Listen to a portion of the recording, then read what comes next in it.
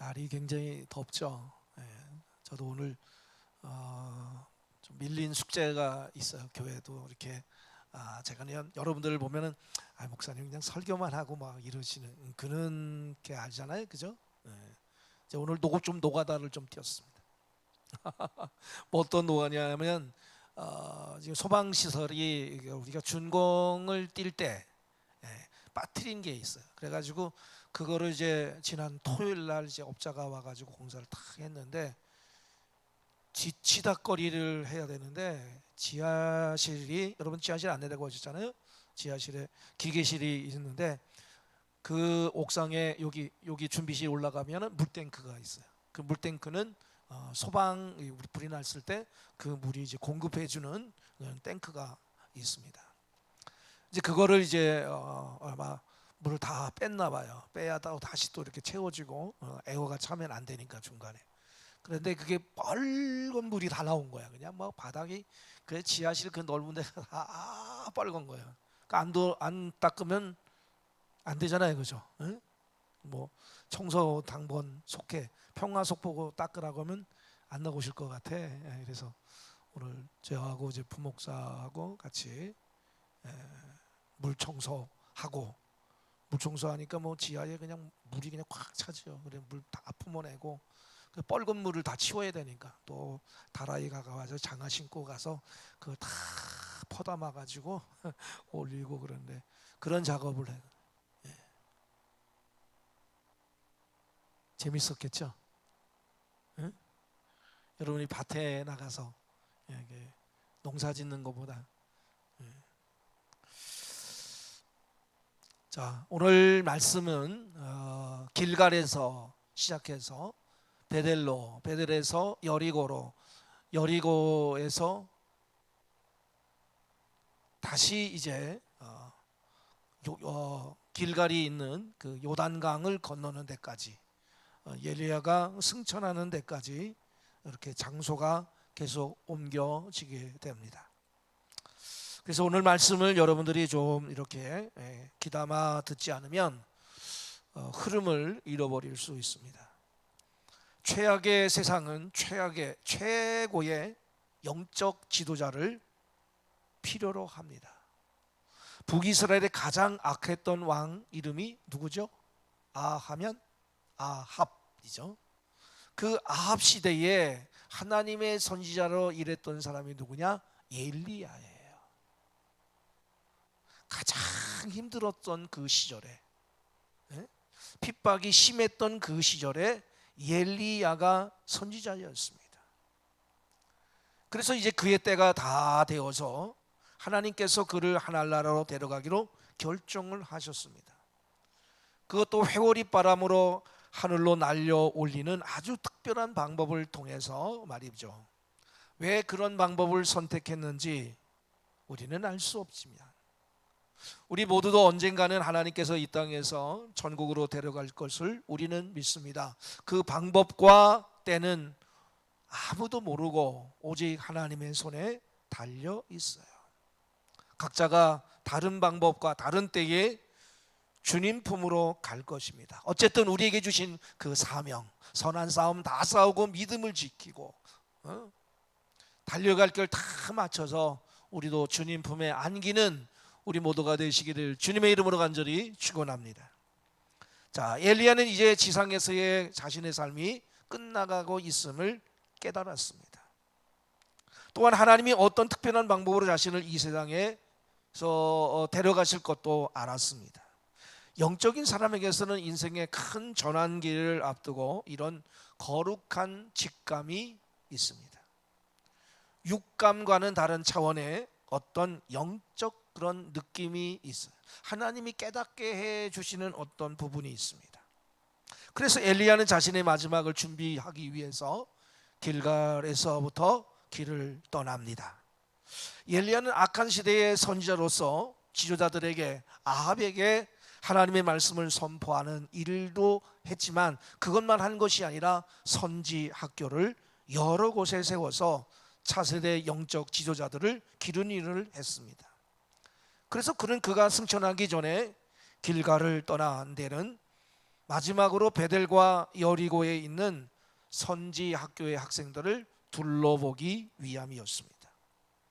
길갈에서 시작해서 엘리야가 돌았던 코스를 보면 그것을 알 수 있는데, 원래 사람은 죽기 전에 자신에게 가장 의미 있는 장소, 가장 의미 있는 사람들을 찾아가 가장 의미 있는 시간을 보내고 싶어 한다고 합니다.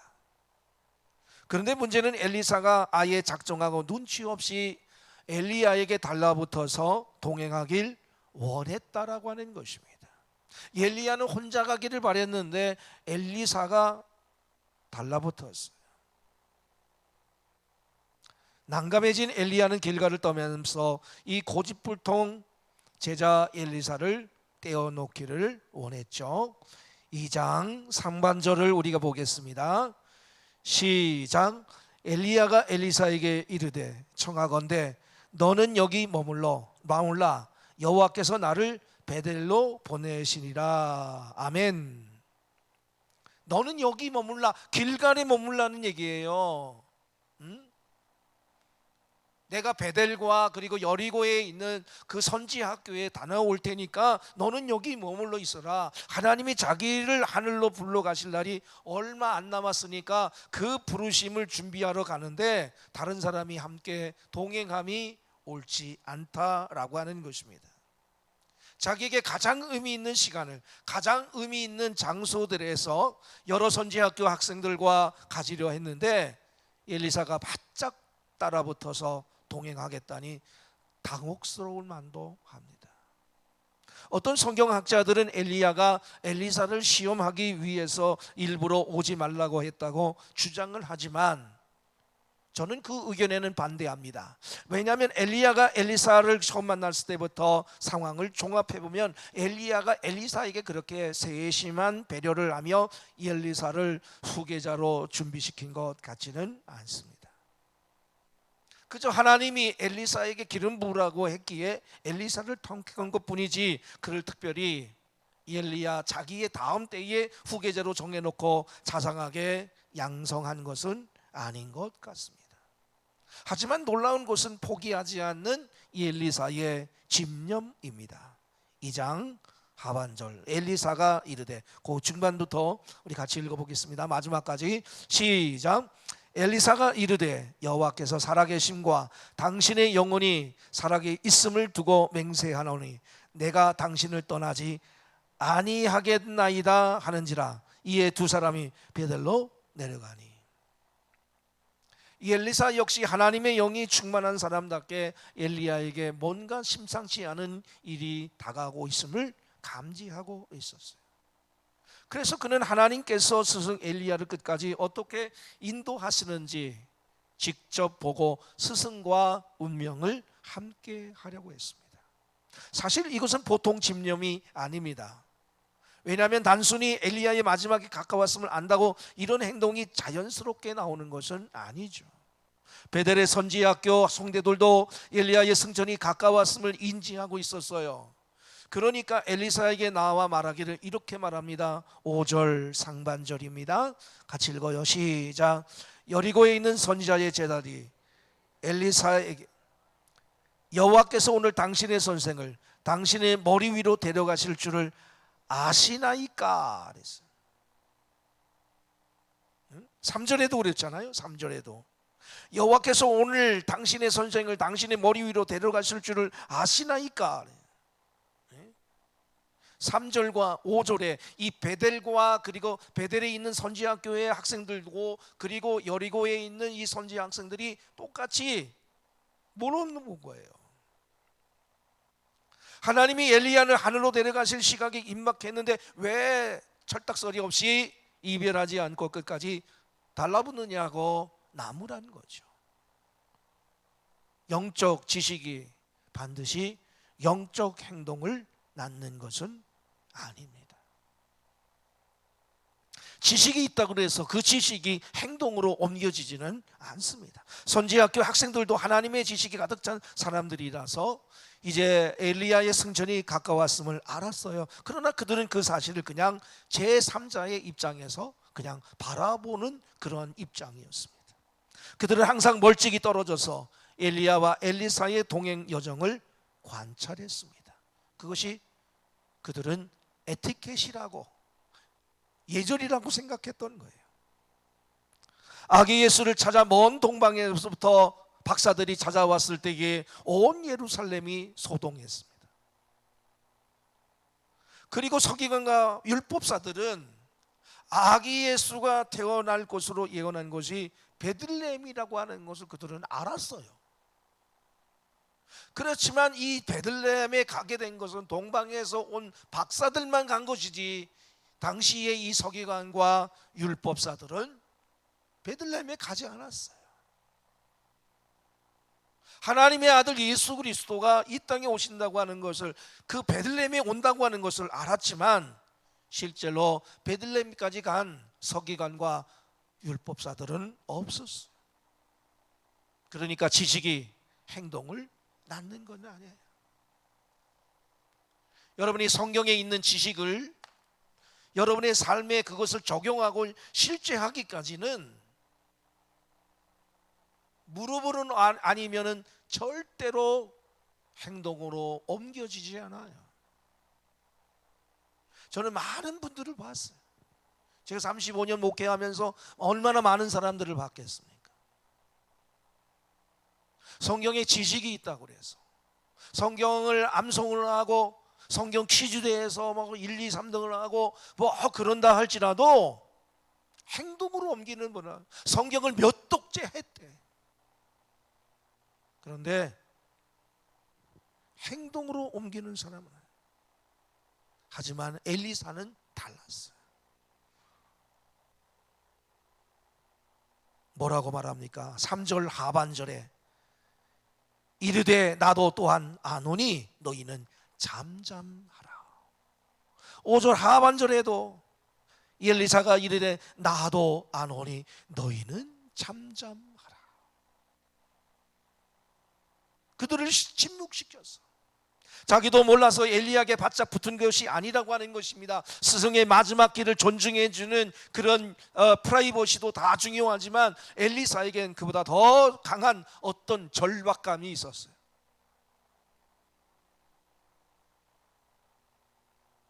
그러니까 똑같이 예언을 하란다 할지라도 예언하는 자가 예언한 자들에 의해서 절제를 받는다고 고린도 전서 14장에 말씀하고 있어요.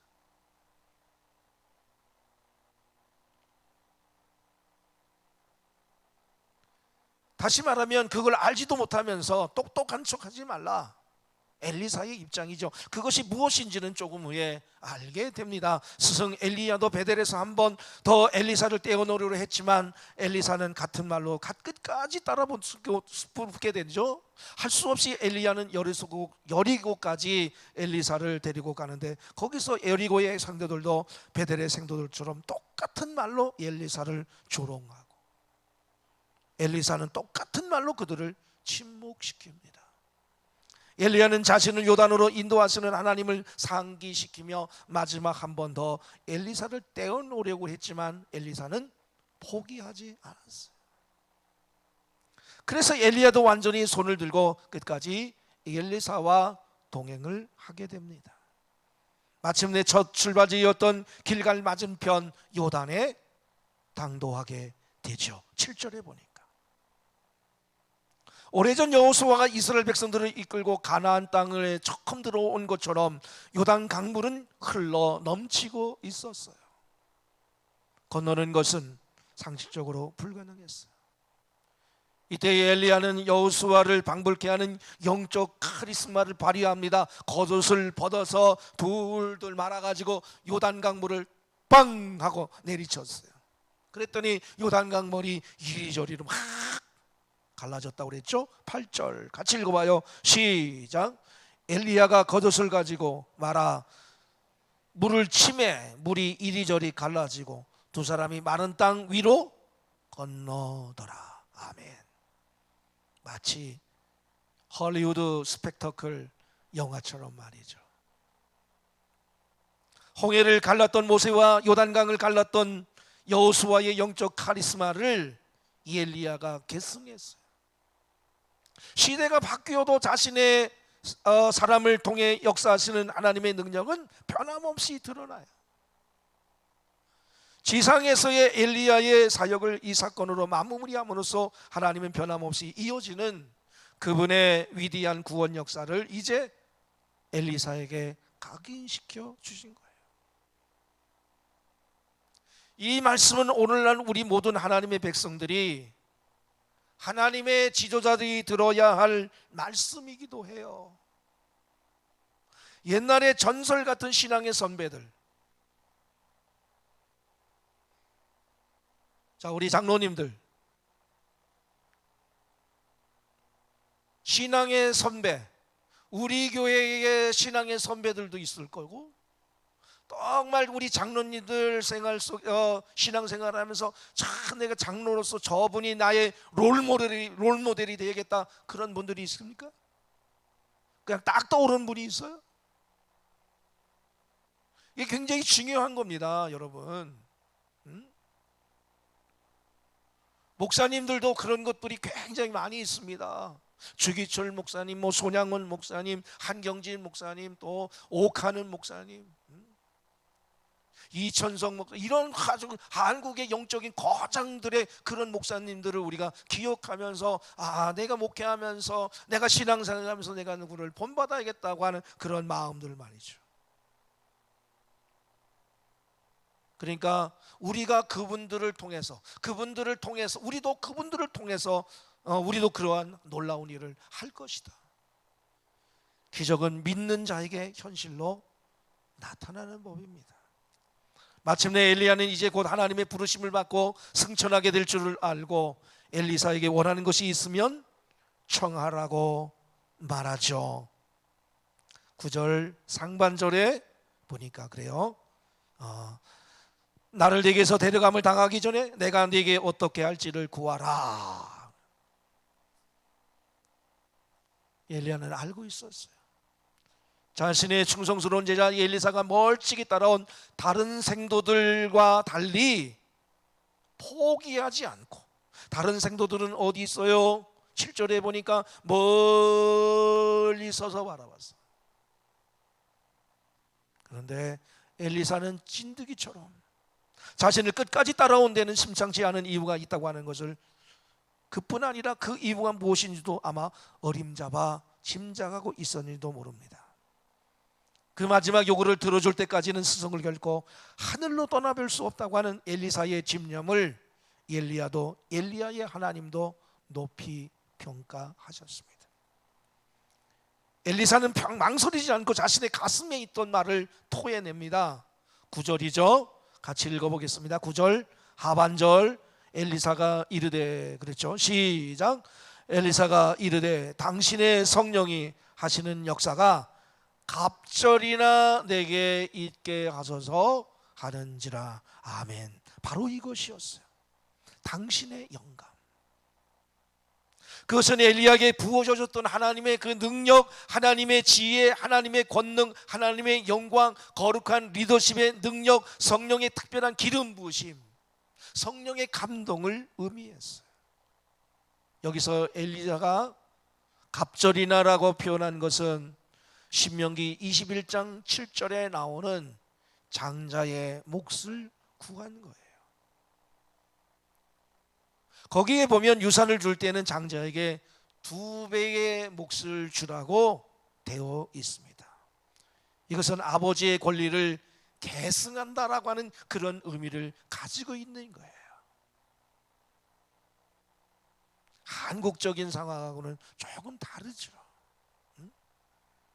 엘리사가 이런 요구를 한 것은 엘리야보다 갑절이나 뛰어난 영적 능력을 가지고 2배의 영광을 누리겠다고 하는 의미가 아니에요. 많은 분들이 이것을 잘못 해석을 해요. 내가 엘리야보다 더 갑절의 축복을 받아서 엘리야를 뛰어넘겠다, 이런 고백이 아닙니다. 원문을 보면은 엘리사는 스승 엘리야가 그 아합 시대에 얼마나 힘든 세월을 살면서 어려운 사역을 감당해 왔는지를 두 눈으로 똑똑히 보았어요. 그런데 이제 자기에게 그 바통이 넘어오는 거예요. 자기의 능력으론 감당할 자신이 없는 거예요. 자기가 스승보다 더 뛰어난 제자가 된다고 하는 것은 자신이 없는 거예요. 그러므로 엘리사가 갑절의 능력을 구한 것은 스승보다 뛰어나겠다고 하는 뜻에서가 아니라 자신의 모자람을 자각하고 하나님의 선지 사역을 제대로 감당하기 위해서 자기에게는 갑절의 축복이 받아야 자기가 엘리야 스승과 같은 그 수준의 사역을 할 수 있다라는 거예요.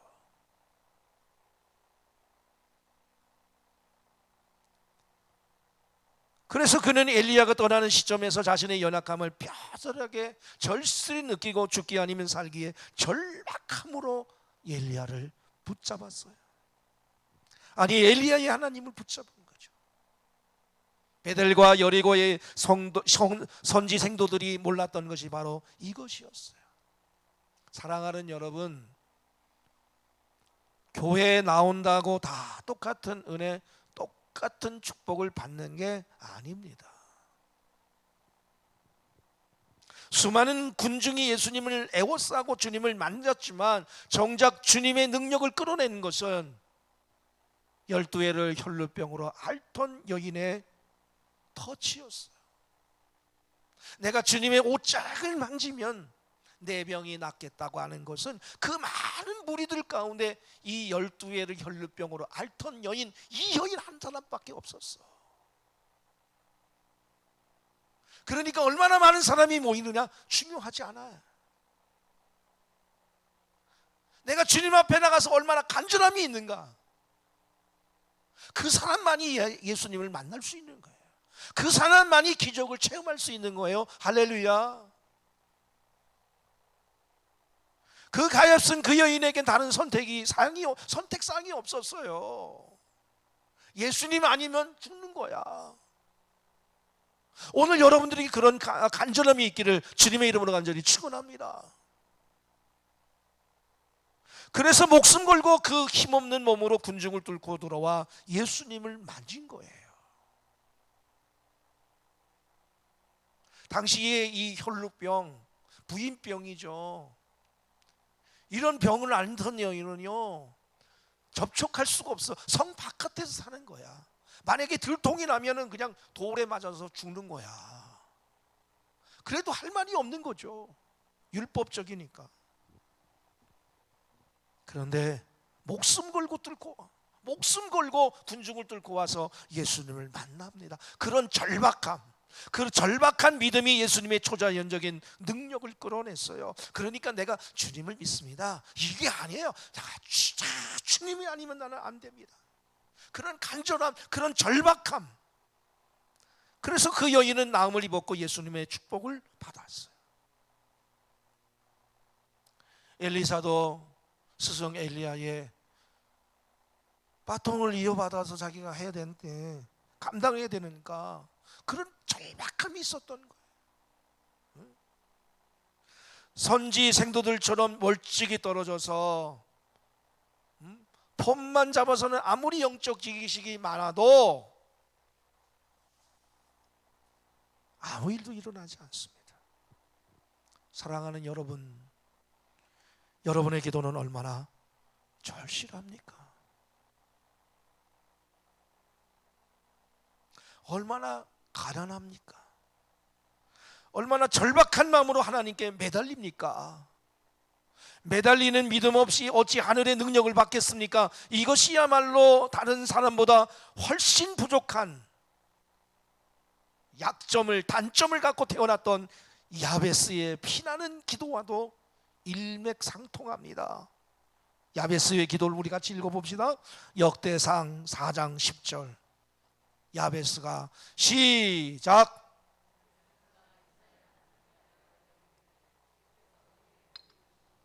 나의 지역을 넓히시고 주의 손으로 나를 도우사 나로 환난을 벗어나 내게 근심이 없게 하옵소서 하였더니 하나님이 그가 구하는 것을 허락하셨더라. 아멘.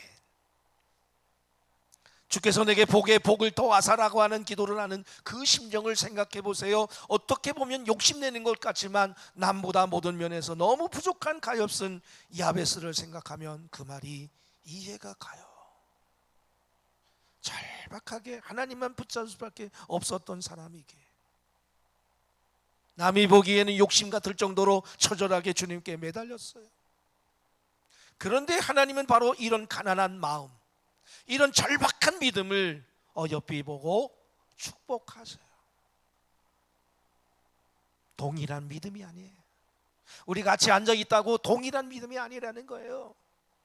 하나님이 기뻐하는 믿음이 있고 하나님을 기쁘게 하지 못할 그런 믿음이 있는 거예요. 긴가민가 염려와 걱정으로 가득 차 있는 우리의 마음. 소경거지 바디메오가 주님을 향해서 부르짖잖아요. 군중들이 야 조용히 해 그래도 그 조용히 멈추라고 하는데도 그는 멈추지 않고 더 큰 목소리로 외칩니다. 다윗의 산 예수 그리스도여 나를 불쌍히 여기소서. 그가 주님을 만나잖아요. 눈이 뜨게 되고 그리고 주님을 따라가게 됩니다. 그 간절함,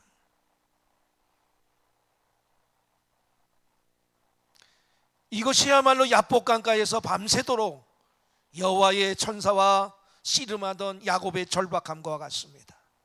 환도뼈가 꺾이면서도 끝까지 여호와의 천사를 놓지 않았던 야곱, 무서운 형 에서와의 상봉을 앞두고 두려워서 어쩔 줄 모르던 야곱으로서는 죽기 아니면 살기로 매달릴 수밖에 없었어요. 그 결과 야곱은 원하던 축복을 받았습니다. 마태복음 11장 12절의 말씀처럼 천국은 침노를 당하나니 침노하는 자는 빼앗느니라. 예수님이 말씀하셨죠. 그러므로 여러분 모든 것을 걸고 매달려야 돼요. 올 인해야 돼. 그렇게 점점 빼고 폼 잡으면서 쿨한 척하면서 기도할 때가 아닙니다. 성경이 왜 부르짖어 기도하라고 했을까요?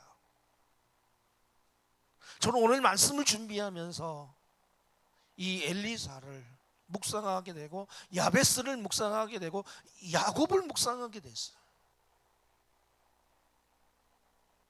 혈루병을 앓던 여인을 묵상했어요. 소경거지 바디메오를 묵상하게 되었어요.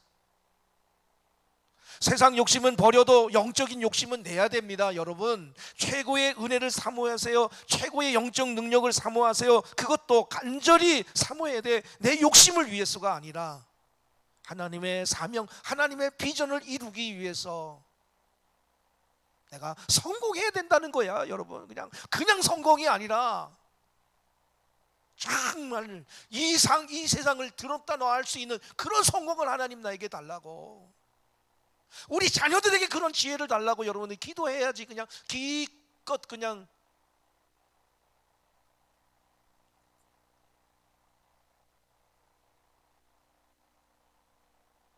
그 정도의 기도를 하는 게 아니라 정말 하나님의 꿈을 이루어 드릴 수 있는 하나님의 사람이 되기를 원합니다. 그 자녀들을 위해서 여러분들이 간절한 마음으로 기도하고, 여러분이 사업을 하시는 분도 그 사업을 통해서 하나님의 영광이 드러나게 해달라고 기도해 보세요. 그 기도의 내용이 달라. 그냥 하루 그냥 먹고 살고 벌어서 먹고 살게 해주세요. 오늘도 뭐 직장에 갔다 오는데 뭐 별 사고 없이 다녀. 이야.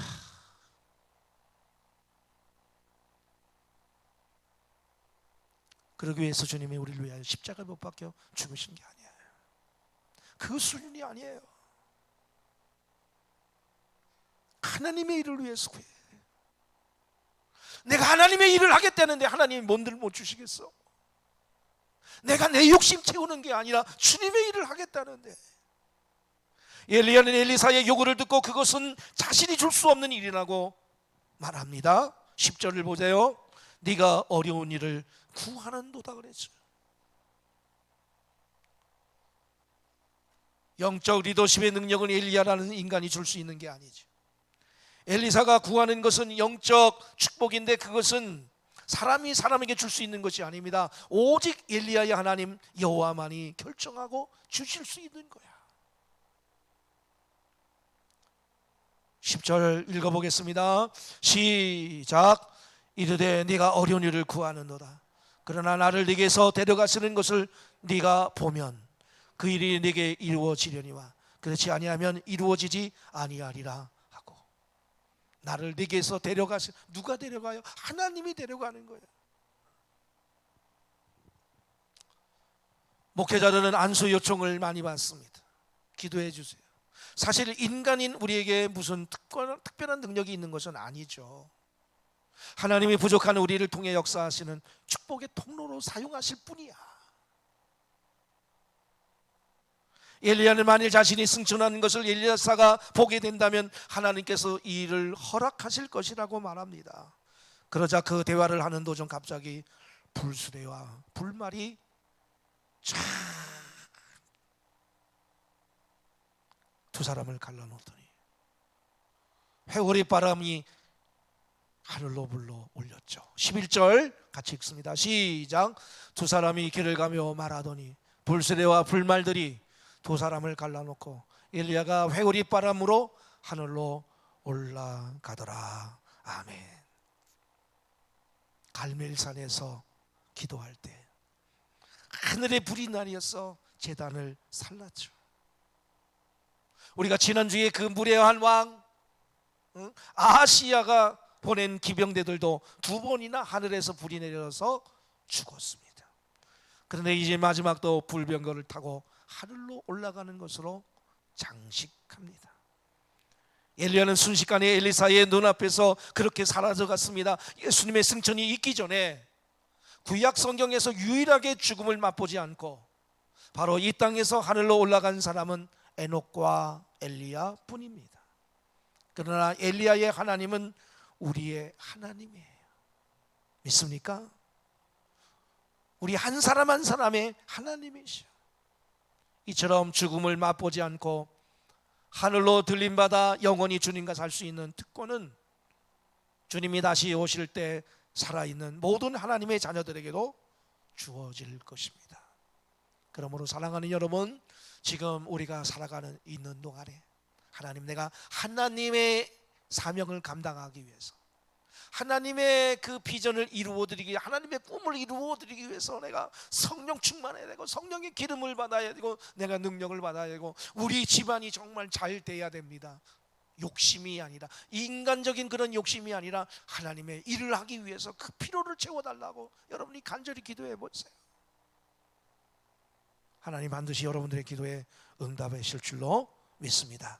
데살로니가전서 4장 16절로 17절 말씀 함께 읽고 설교를 마무리하겠습니다. 시작. 주께서 호령과 전세장의 소리와 친히 하늘로부터 강림하시리니 그리스도 안에서 죽은 자들이 먼저 일어나고 그 후에 우리 살아남은 자들도 그들과 함께 구름 속으로 끌어올려 공중에서 주를 영접하게 하시리니 그리하여 우리가 항상 주와 함께 있으리라. 아멘. 이 말씀을 붙잡고 오늘 힘들고 어려운 이 길, 이 십자가의 길, 이 사명의 길 걸어가면서 낙심하지 말고 좌절하지 말고 염려와 걱정과 두려움과 불안하지 말고 하나님이 나와, 주님이 나와 함께함을 믿고 오늘 이 세상에 담대할 수 있는 우리 모두가 되시기를 주님의 이름으로 간절히 축원합니다. 기도하겠습니다. 좋으신 하나님, 은혜를 감사합니다.